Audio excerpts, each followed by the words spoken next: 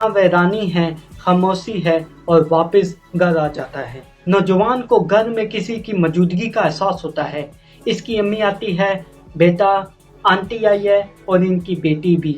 वो लड़की इसके कमरे में आती है, दूध और बिस्किट देती है, लेकिन नौजवान पहचान लेता है कि ये वही लड़की है।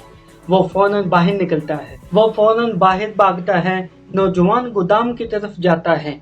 अंदर खून के निशान होते हैं और आंटी की बेटी मुर्दा पाई जाती है। वो चौंक जाता है, जो घर में है वो कोई और है।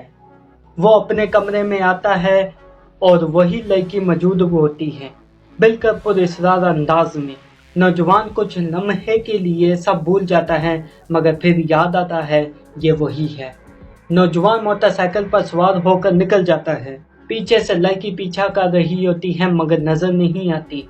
रास्ते में वो स्लिप हो जाता है और घबरा कर पीछे देखता है।